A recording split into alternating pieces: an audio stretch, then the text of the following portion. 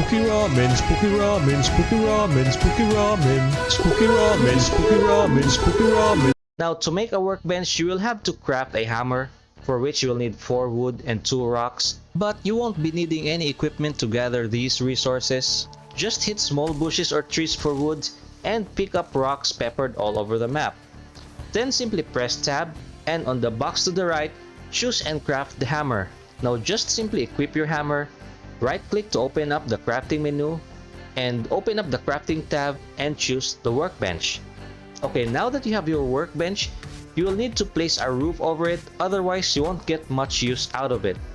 Now you won't need to build an entire house for that purpose, you just have to place a roof over it. Now for me personally, I just like to enclose it in 4 walls and 2 25-degree corner roofing on each side, simply because I like the aesthetics of it and it doesn't really need much to make.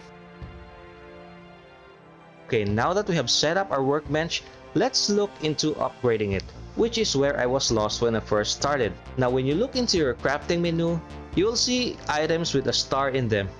Each of these items corresponds to a level.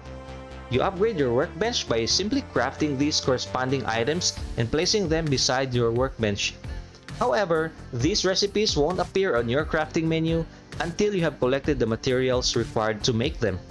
Now let's start from the bottom like a normal person. Now for level 2 upgrade, you will need a chopping block, for which you will need 10 pieces of wood and 10 pieces of flint. Flint looks like these grayish, smooth rectangular minerals found along the banks of bodies of water in the meadows. Now the level 3 workbench upgrade requires a tanning rack.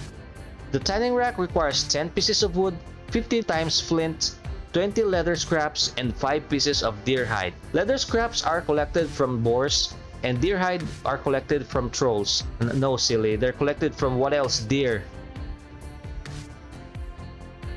Now the next upgrade is the adze. This is where it starts to get a bit tedious and time consuming, as we will need 3 pieces of bronze and 10 pieces of fine wood. Now the fine wood is easy, as you can get them from chopping birch trees, which are these small trees with white trunks with black streaks around them, which are found in the meadows biome. Now the bronze is where it takes a little bit more time and patience, as you will need to mine copper and tin, smelt them in a smelter, and combine both of these ingredients in a forge. Now you can mine copper from copper deposits scattered along the Black Forest biome, and tin from banks of bodies of water also in the Black Forest.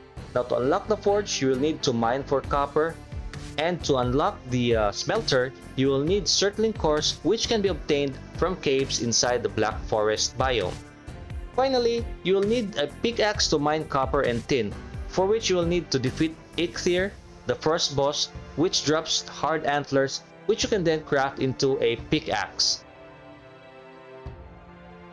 Now the final upgrade item is a tool shelf. If the previous item was time consuming to craft, then this one is twice that and extremely hard and dangerous to get. This requires 4 pieces of iron, 4 pieces of obsidian, and 10 fine wood. Now this will require you to venture out into 2 dangerous biomes. You can get iron from mining mudpile deposits from sunken crypts in the swamp biome, and obsidian you can get from mining obsidian deposits in the mountains biome. Now that sounds easier than done, and it requires immense patience and a lot of preparation on your part, as rushing to get these items is like committing suicide. Ramen, spooky ramen, spooky ramen, spooky ramen, spooky ramen, spooky ramen.